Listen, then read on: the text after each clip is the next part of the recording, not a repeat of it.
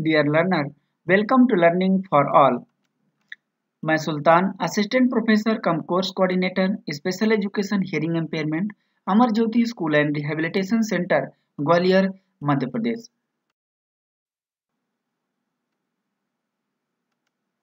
आइए आज हम जानते हैं मानसिक मंदता या बौद्धिक अक्षमता की अवधारणा, अर्थ, परिभाषाएं एवं विशेषताएं, यानी कि concept, meaning, definitions and characteristics of mental retardation या इंटेलेक्चुअल डिसेबिलिटी। यानी कि इंटेलेक्चुअल डिसेबिलिटी के बारे में जानेंगे क्या है और किस तरीके से उसकी अवधारणाएं हैं, ऐसे कौन कौन से एसोसिएशंस एंड बहुत सारे जो अधिनियम हैं उन्होंने क्या अपने विचार व्यक्त किए हैं कि वास्तव में यही मानसिक मंदता या बौद्धिक अक्षमता है। इस वीडियो को अंत तक देखिए और यदि यह वीडियो आपको अच्छा लगता है तो लाइक करिए और यदि चैनल में पहली बार वीडियो देख रहे हैं तो चैनल को सब्सक्राइब करिए, साथ ही बेल आइकॉन को भी दबाइए जिससे न्यू वीडियो का नोटिफिकेशन आपको तुरंत मिल जाए और साथ ही अपने दोस्तों तक भी शेयर करिए ताकि वो भी ऐसे महत्वपूर्ण वीडियो का लाभ उठा सकें। तो चलिए स्टार्ट करते हैं, वीडियो को पूरा देखिए। सबसे पहले हम जानते हैं कि मानसिक मंदता या बौद्धिक अक्षमता की अवधारणा यानी कि कॉन्सेप्ट जानते हैं। सबसे पहले हम इसमें सबसे पहला है कि जो फ्रांसीसी चिकित्सक हैं एक, जिनका नाम है जीन मार्क इटार्ड, उनके प्रयास से 1800 ईस्वी में मानसिक मंद बच्चों के लिए व्यवस्थित शिक्षा का शुभारंभ हुआ। यानी कि मानसिक मंद बच्चे भी अब शिक्षा ग्रहण कर सकते हैं।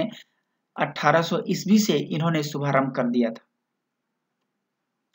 जीन मार्क इटार्ड ने मानसिक मंद बच्चों के अनुदेशन से संबंधित, अनुदेशन मतलब इंस्ट्रक्शन या टीचिंग कैसे दिया जाए, उनसे संबंधित पुस्तक भी लिखी, जिस पुस्तक का नाम है द विल्ड बॉय ऑफ एवेरॉन। यानी कि इस पुस्तक में उन्होंने बताया कि किस तरीके से कार्यात्मक रूप से, फंक्शनली रूप से उनको पढ़ाया जा सकता है, कैसे टीच किया जा सकता है और उनको व्यवहारिक रूप से कैसे मैनेज किया जा सकता है। तो इस पुस्तक में इन्होंने इसके बारे में चर्चा किया है। नेक्स्ट है 1848 यानी कि 1848 में मानसिक मंद बालकों के लिए पहला आवासीय विद्यालय मैसाचुसेट्स यानी कि जो अमेरिका यूएसए में खुला। पहला आवासीय विद्यालय मतलब जहां पर ऐसे बच्चे जो मानसिक मंद या बौद्धिक अक्षम है वहां पर रह सकते हैं, या यूं कहें कि हॉस्टल की व्यवस्था है और वहां रह करके पढ़ाई कर सकते हैं। नेक्स्ट है मानसिक मंद बच्चों के शिक्षण अधिगम के लिए विशेष कक्षा युक्त सरकारी क्षेत्र का पहला विद्यालय 1879 यानी कि 1879 में जर्मनी में खुला। यानी कि जो उनकी टीचिंग लर्निंग है वो किस तरीके से एक बेहतरीन, जो उनकी नीड्स होती है, किस तरीके से उनको क्लासरूम चाहिए, जो रिसोर्सेज चाहिए, जो भी एक्टिविटीज या जो भी जरूरत की चीजें हैं वो चाहिए, वो विशेष कक्षा युक्त पहली बार जो है सरकारी क्षेत्र का विद्यालय खुला, वो भी जर्मनी में। और ये लास्ट में बहुत ही बेहतरीन पॉइंट, मानसिक मंदता का नाम बदलकर 24 जुलाई 2019 को बौद्धिक अक्षमता कर दिया गया। यानी ये कभी भी पूछा जा सकता है आपके विभिन्न प्रकार के कॉम्पिटिटिव एग्जाम में भी और आपके डिप्लोमा या बीएड के एग्जाम में भी एक नंबर में। तो 24 जुलाई 2019 को किसने बौद्धिक अक्षमता कर दिया? आरसीआई, जो अधिनियम है विशेष शिक्षा के क्षेत्र का, जितना भी एक्टिविटीज है वो करती है, उसने एक लीगली नियम के अनुसार 24 जुलाई 2019 से एक सर्कुलर के द्वारा ये बताया कि मानसिक मंदता को अब बौद्धिक अक्षमता कहा जाएगा। तो ये ध्यान रखिए, मानसिक मंदता का नाम बदलकर कब बौद्धिक अक्षमता किया गया? तो 24 जुलाई 2019 को। किसके द्वारा किया गया? तो आरसीआई एक्ट 1992 यानी कि रिहेबिलिटेशन काउंसिल ऑफ इंडिया या भारतीय पुनर्वास परिषद 1992 के द्वारा। आइए अब हम जानते हैं मानसिक मंदता या बौद्धिक अक्षमता का अर्थ। मानसिक मंदता एक स्थिति है जो विभिन्न ज्ञात और अज्ञात कारणों से मस्तिष्कीय कोशिका के क्षतिग्रस्त होने के परिणाम स्वरूप उत्पन्न होता है। यानी कि मस्तिष्क में जो हमारी कोशिकाएं होती हैं, जो हमारी मेंटल प्रोसेस के लिए बहुत ही वर्क करती हैं, काम करती हैं, उनमें कोई ना कोई क्षति पहुंच जाती है, कोई ना कोई दिक्कत हो जाती है, जिसके कारण मानसिक मंद हो जाता है। बच्चा सोचना समझना कम कर देता है, उनकी प्रोसेस धीमी हो जाती है या किसी निर्णय नहीं ले पाते हैं। तो उस स्थिति में जब बच्चे पहुंच जाते हैं तो उसको हम कहते हैं मानसिक मंदता। इसलिए हम कहते हैं कि मानसिक स्थिति या मानसिक मंदता स्थिति है या अवस्था है। इसके कारण होता क्या है? मानसिक एवं शारीरिक विकास अपेक्षाकृत कम होता है। जिस तरीके से सामान्य बच्चों को होता है वैसा नहीं हो पाता है। लेकिन सभी मानसिक बत्ते एक समान नहीं होते हैं, क्योंकि इनकी गंभीरता अलग अलग होती है। जैसे कि माइल्ड, मॉडरेट, सीवियर, प्रोफाउंड, इनके बारे में जो नेक्स्ट वीडियो बनेगा आपको बताया जाएगा कि किस तरीके से उनका क्लासिफिकेशन है, क्या है, कैसे है।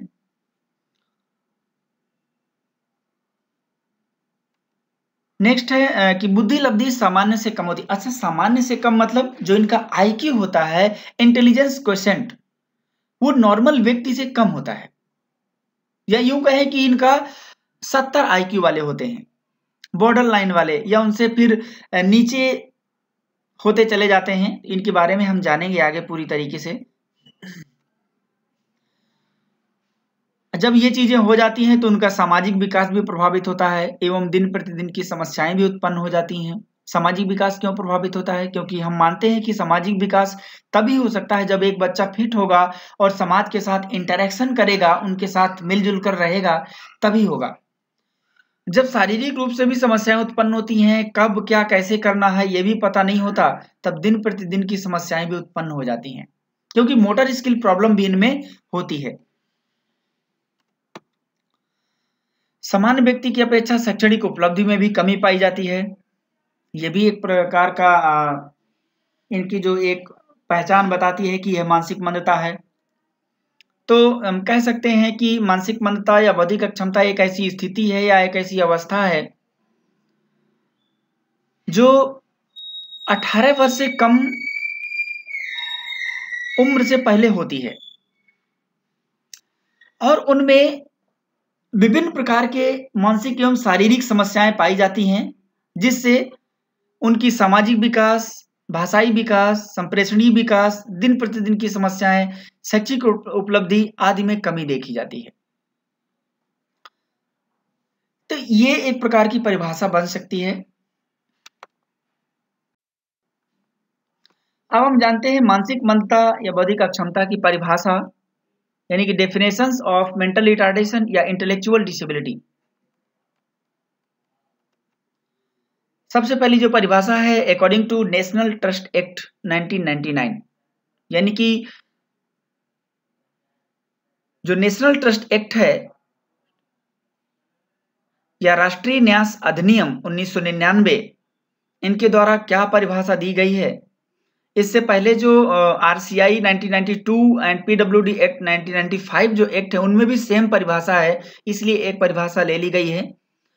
तो इसमें लिखा है कि mental retardation means a condition of arrested और incomplete development of mind of person which is specially characterised by subnormality of intelligence. यानी इनका कहने का मतलब है कि जो मानसिक मंदता का अर्थ है वह व्यक्ति की अपूर्ण विकास की स्थिति है, यानी कि उनका जो माइंड है वो पूरी तरीके से विकसित नहीं हो पाता है, जो विशेष रूप से बुद्धि की उप सामान्यता की विशेषता को दर्शाता है। या उप सामान्यता की विशेषता क्या होता है? यानी कि जिस तरीके से एक जो सामान्य बच्चा होता है वो एक्टिविटी या वो फंक्शन करता है, ये वो नहीं कर पाते हैं। नेक्स्ट देखते हैं, according to American association on mental retardation AAMR 2002, यानी कि 2002 के द्वारा, इससे पहले 1983 एंड 1992 में भी AAMR द्वारा परिभाषा दी जा चुकी है, लेकिन वर्तमान में ये परिभाषा बहुत ही सिग्निफिकेंट है, क्योंकि वर्तमान में हम कोई भी चीज व्यवहारिक तौर तरीके से लेते हैं, तो इसमें वो सारी चीजें दर्शाई गई हैं। तो हम जानते हैं कि mental retardation is a disability characterised by significant limitation both in intellectual functioning and in adaptive behavior as expressed in conceptual, social, and practical adaptive skills. This disability originate before the age of 18. इनके कहने का मतलब है कि मानसिक मंदता एक अक्षमता है जिसमें बुद्धिलब्धि एवं अनुकूल व्यवहार दोनों सीमित होते हैं, यानी कि किसी भी व्यवहार को ये अनुकूल नहीं कर पाते हैं। समस्या होती है इनको, क्योंकि बुद्धिलब्धि सामान्य व्यक्ति के तरीके से नहीं होती है, जो वैचारिक, सामाजिक तथा व्यवहारिक कौशलों में प्रदर्शित होता है। साथ ही यह अक्षमता 18 वर्ष की उम्र से पहले होती है, इन्होंने ये भी बताया।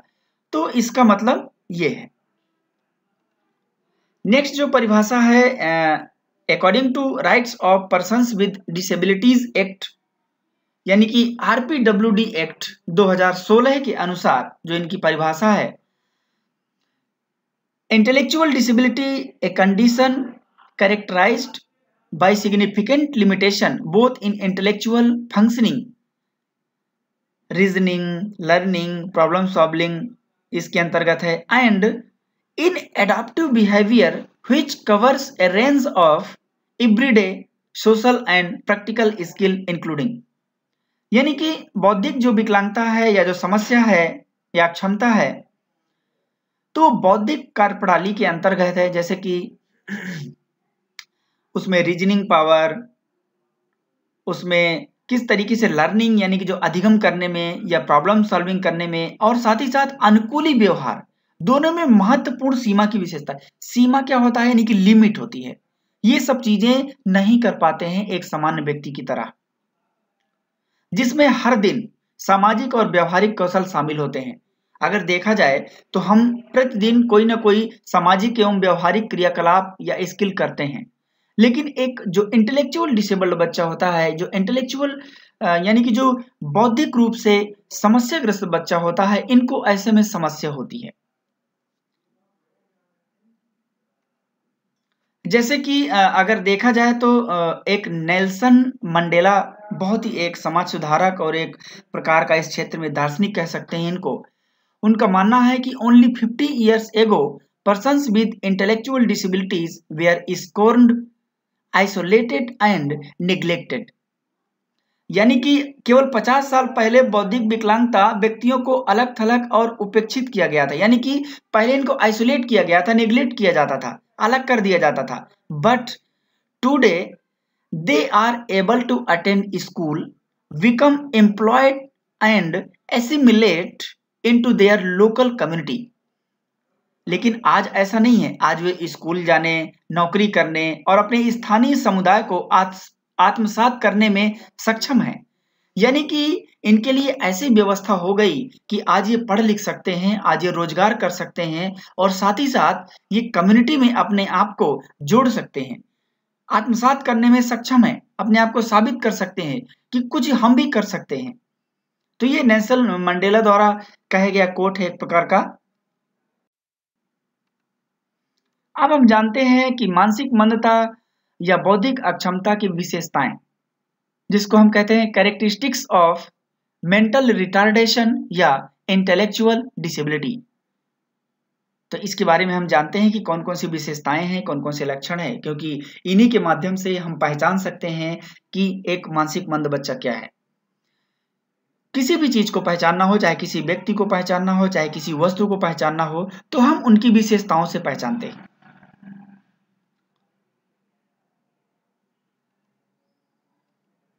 जैसे सबसे पहला है कि मानसिक मंद बच्चा अन्य बच्चों की तरह किसी क्रिया को आसानी से नहीं सीखता है। ये बिल्कुल सही है, क्योंकि मानसिक मंद बच्चा का जो माइंड होता है, जो मस्तिष्क होता है, वह सामान्य बच्चे की तरह कार्य नहीं करता है, एक्टिव नहीं रहता है, प्रोसेस नहीं करता है, इसलिए वो आसानी से नहीं सीख पाते। इनको सिखाने के लिए जो मानसिक मंद जो कोर्स चलते हैं, जो ट्रेनिंग चलती हैं या ट्रेनिंग कोर्स चलते हैं, जैसे कि डिप्लोमा, बैचलर या एमएड, इससे संबंधित ट्रेनिंग लेकर के इन बच्चों को आसानी से फंक्शनल बेस्ड सिखाया जा सकता है। नेक्स्ट है, ऐसे बच्चों को बैठने, स्थान परिवर्तन, हाथ पैर के प्रयोग इत्यादि में कठिनाई महसूस होती है, यानी कि इनको एक जगह बैठने में बड़ी दिक्कत होती है। थोड़ा थोड़ा ये हाइपर एक्टिव भी होते हैं, व्यवहारिक रूप से इनको समस्याएं देखने को मिलती हैं। स्थान परिवर्तन में इनको कठिनाई महसूस होती है, इनको ज्यादा इधर उधर नहीं करो, एक जगह कर दो भैया बहुत है। हाथ पैर के प्रयोग यानी कि जो जिसे हम कहते हैं ना मोटर स्किल, ये इनको समस्या इसमें भी देखने को मिलती है। नेक्स्ट है, आसपास की घटनाओं एवं दूसरे के बोलने पर बच्चे द्वारा क्रियाकलाप या जो प्रतिक्रिया होती है, जो रिस्पॉन्स होता है वो देर से होता है। जिस तरीके से हम अगर मान लीजिए कोई घटना घट गई या कोई बोल दिया, हमसे सवाल कर लिया, तो हम तुरंत जवाब देते हैं, लेकिन इनमें थोड़ा देरी होती है क्योंकि ये इतना एक्टिव नहीं रहते, क्रियाशील नहीं रहते। और नेक्स्ट है, ऐसे बच्चे अपनी भावनाओं को सामान्य की तरह नहीं व्यक्त कर पाते। भावनाएं क्या होती है, जो हमारे अंदर आती हैं किसी के प्रति, अच्छा या बुरा या ईर्ष्या कुछ भी हो, तो सामान्य की तरह अच्छे से व्यक्त नहीं कर पाते। आज हम अपनी भावनाओं या अपने विचारों के द्वारा किसी की तारीफ या सराहना कर सकते हैं, लेकिन इनको थोड़ा बहुत प्रॉब्लम्स होती हैं। किसी घटना या क्रिया को बहुत कम समय तक याद रख पाते हैं। किसी घटना या क्रिया यानी कि मान लीजिए कि कोई इनके सामने कोई घटना घट गई, चाहे घर में कोई एक्टिविटी हो रही हो या क्रियाकलाप हो रहा हो, या स्कूल में कोई क्रियाकलाप हो रहा हो जहाँ शिक्षक हैं, या रास्ते में कहीं जा रहे हैं, ऐसी घटनाएं घट गई हैं, तो वो बहुत समय तक याद नहीं रख पाते हैं, बहुत ही कम समय तक याद रख पाते हैं। बाद में अगर 2-3 दिन बाद या 4 दिन बाद पूछा जाए तो उनको पता ही नहीं होगा। नेक्स्ट है कि चलने एवं क्रियाकलाप में असमानता देखने को मिलती है, यानी कि जो एक्टिविटीज होती हैं सामान्य की तरह नहीं कर पाते हैं। नैतिक मूल्यों में कमी देखने को मिलती है, यानी कि जिस तरह से एक सामान्य व्यक्ति, जो उसके आचार विचार व्यवहार, एक नैतिकता होती है, वो दूसरों के सामने व्यक्त करते हैं, वो इनमें कमी पाई जाती है। उसका मुख्य कारण है कि इनका जो आईक्यू लेवल होता है वह सामान्य की तरह नहीं होता है, जबकि सामान्य का जो आईक्यू लेवल होता है वो 90 से 110 माना जाता है। नेक्स्ट है सीमित बुद्धि का होना, यानी कि इनका जो इंटेलिजेंस है वो एक इतनी प्रखर बुद्धि का, या यूं कहें कि बहुत ही प्रतिभाशाली नहीं होते हैं, लेकिन ऐसा होता है कि यदि माइल्ड कैटेगरी के हैं तो वो थोड़ा बहुत पढ़ लिख सकते हैं, सोच समझ सकते हैं।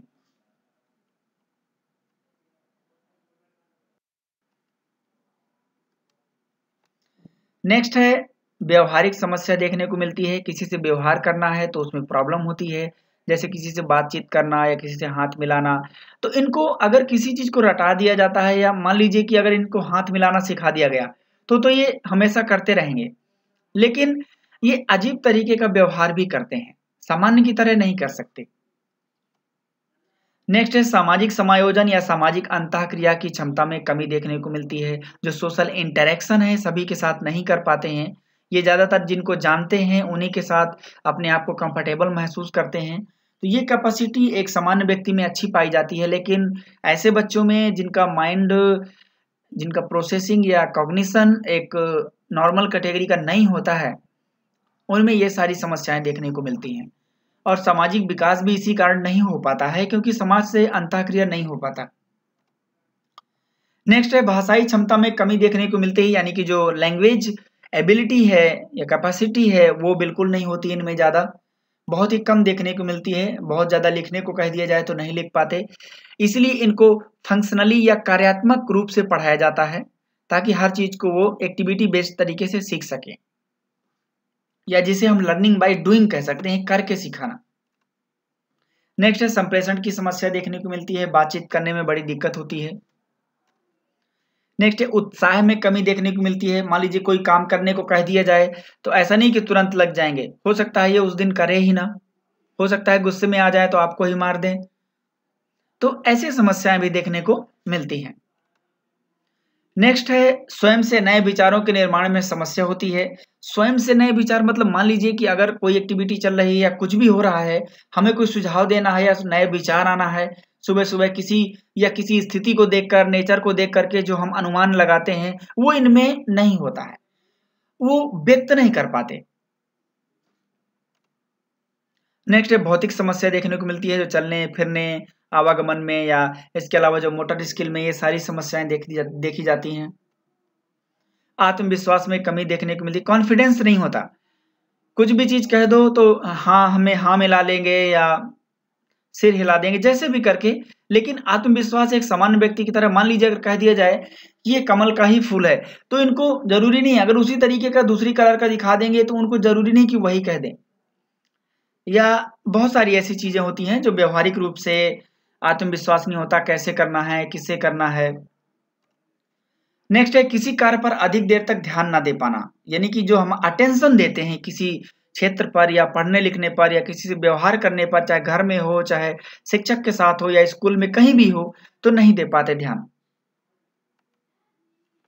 क्या, कब, कैसे एवं क्यों का पता नहीं होता है, मतलब कब क्या करना है, भले ही बता दें, मान लीजिए कोई काम दे दिया गया कि इसे कर लेना है, कल तुम्हें ये चीजें करना है, तो नहीं हो पाता। मान लीजिए इनको कोई होमवर्क दे दिया गया, तो ये करके लाएंगे भी नहीं भी ला सकते हैं।